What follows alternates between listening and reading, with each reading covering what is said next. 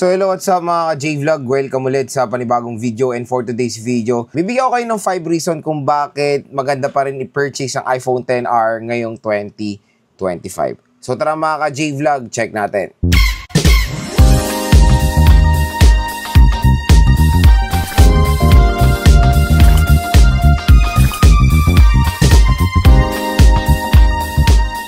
So, yun, shoutout sa mga nakapanood ng pag-purchase ko nitong iPhone XR sa Green Hills. Siyempre, bumili tayo doon sa legit nating shop, ang CMB Gadgets, Tolx A07. So, medyo nahulog ko na tong iPhone XR na to na, parang dumula sa kamay ko, medyo nabasag siya dito. Pero, working properly pa rin itong device na to. So, okay pa rin naman siya. Diba? Wala pa namang any problem sa LCD. Ganyan, no?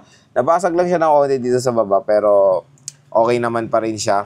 Yun, sa video na to, medyo iba naman ang gawin natin. Bibigyan ko kayo ng 5 reason kung bakit maganda pa rin i-purchase itong iPhone XR. So, syempre, ni-review, nag-game test, and na-camera test na natin itong iPhone XR. So, ngayon, yung overall thoughts ko dito sa smartphone na to, bibigay ko kung bakit maganda pa rin i-purchase itong smartphone na to.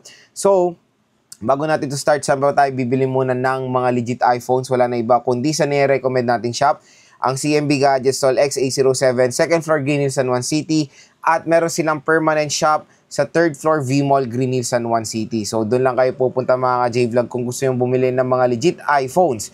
So, pricing tayo sa iPhone XR. Ang 128 niya, nag-aalaga na lang na 11,000 pesos sa Green Hills, 256 sa 12,000 plus, and 64 gigabytes. Kung gusto nyo ng 64 gigabytes, naglalaro sa 9 to 10,000 pesos lang ang iPhone XR. So, very affordable na lang itong smartphone na to. Kaya marami rin nagkaka-interest na ngayon sa iPhone XR dahil sa kanyang mas very affordable price.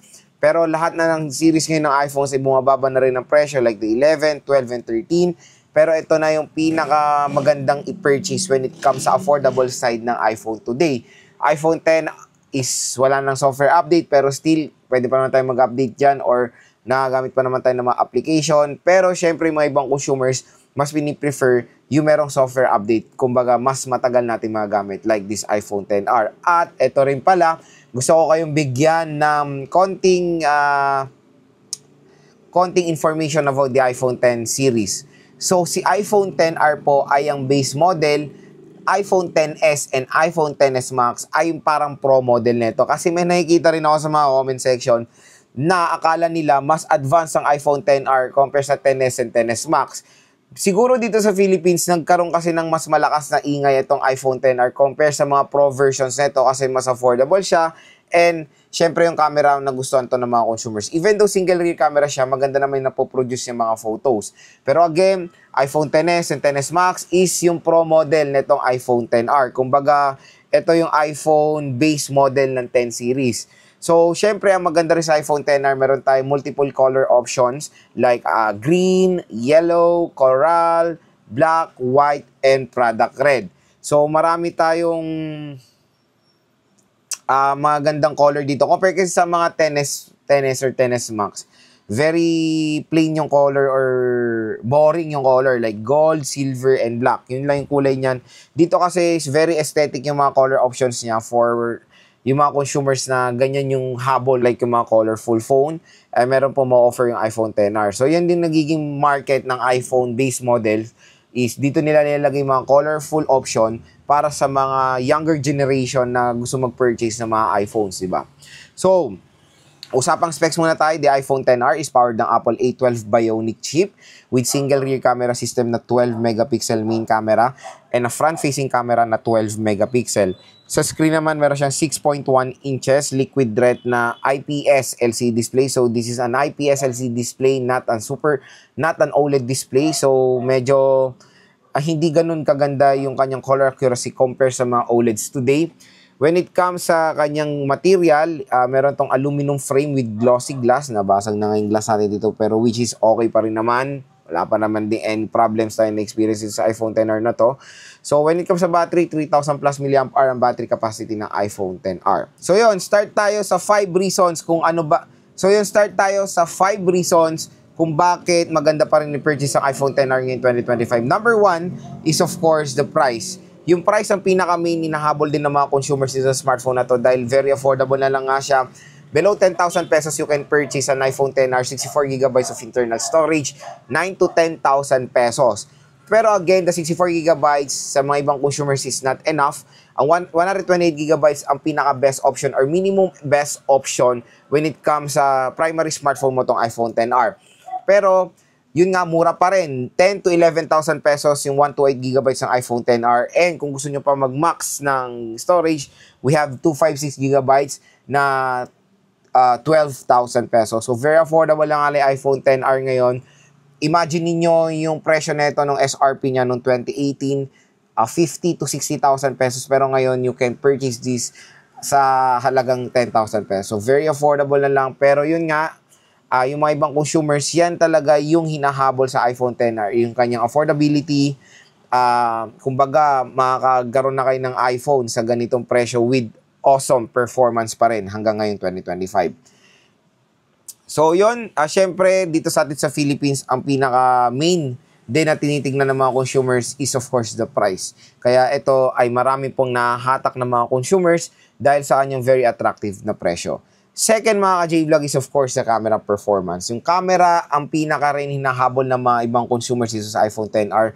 Again, even though single rear camera siya with 12 megapixel main camera, napakaganda po ng mga photos.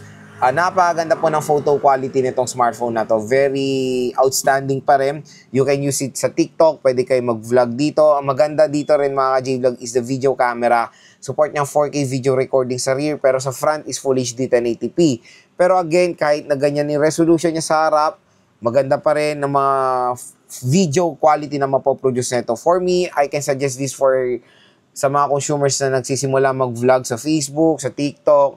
Pwede ito mga J-Vlog dahil napaganda ng camera ng iPhone, especially XR, XS Max, iPhone 11, yung mga ganyang series, maganda po mga camera nito. So, okay na okay siya. And yan din yung isang reason ng mga ibang consumers kaya nagpa-purchase ng iPhone XR. Mura na nga, maganda pa yung camera performance. Kaya pa makipagsabay ng camera nito sa mga ibang Android smartphones out there dyan. Next, of course, the chipset. Number 3 sa chipset. Siyempre, ang chipset ang pinaka-main din na maganda dito sa iPhone XR. Yung iPhone XR kasi mga ka-J-Vlog hanggang ngayon is, nag-game test ko na siya. Nakapaglaro na ako dito ng ML, COD, and Honor of Kings sa mga matataas sa settings. Sa COD lang tayo nagkaroon ng major hiccups when it comes sa overheating. Nagkaroon siya ng overheating sa COD. Pero again, after naman nung mga hiccups na sa frame taps, bumabalik naman yung performance niya. Solid ang chipset hanggang ngayon. Kaya pa rin mag-handle ng mga modern games today, pero ang hatak lang dito sa smartphone na to when it comes sa gaming performance is of course the battery. So yun din yung reason kung ba't mabilis siya mag-overheat yung battery at mabilis siya malobat pagdating sa gaming. So few hours lang tatagal nito pag sa gaming. Again, maganda chipset, overall performance sa navigation, playing games, ay maganda pa rin naman ang performance ng iPhone XR. So yan din isang reason kung bakit maganda pa rin to at kaya pa rin makipagsabayan sa mga 5G smartphones today na ganito ka-presyo ngayon na 11 to 12,000 pesos. Kaya pa makipagsabayan matik ng iPhone XR when it comes sa ganyan dahil of course sa kanyang napagandang software optimization doon sa chipset. Nag-i-integrate as one yung chipset and software niya, nakakapagbigay siya ng magandang performance still hanggang ngayon kahit na mababang RAM niya, kahit na mababang RAM nito.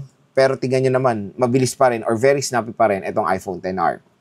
Number 4 mga ka-J-Vlog sa OS. So magandang balita nga dito sa iPhone XR is support pa to ng iOS 18. Sa iPhone X kasi isa hanggang iOS 16 na lang. Pero malakas pa ang chance natin, there's a possibility na ma-update pa to sa iOS 19. Meron tayong mga rumors na nasasagap na baka ma-update or hanggang iOS 19 lang to. Pero magandang balita, pag hanggang iOS 19 to, napakatagal nyo pa magagamit yung iOS 19 even though wala na siyang update next year sa iOS 20. Yung iOS 19 siguro mga 5 years pa masusupport yan ng mga application. So ganyan pa rin kasolid yung iPhone XR mga ka-J-Vlog. So software, updated pa siya sa iOS 18. Yun yung isang maganda dito sa smartphone na to. Biruin nyo, 2018 pa to na release. iOS 18 pa rin siya mga ka-J-Vlog. Very usable pa rin. At napaganda pa rin ang performance na itong smartphone na to. So, yun yung maganda rin dito sa iPhone XR yung kanyang very user-friendly na iOS. At ang pinakalas, of course, mga J-Vlog sa kanyang form factor and design. To be honest, sa mga nagmi-miss yung mga ganitong form factor ng iPhone, ito na rin yung reason nila kung bakit maganda i-purchase yung iPhone XR. Kasi, di ba, lahat ngayon is naka-box type na. box type, tapos maliit na lang. So itong iPhone XR, even though 6.1 inches siya, malaki yung mapoprovide niyang form factor.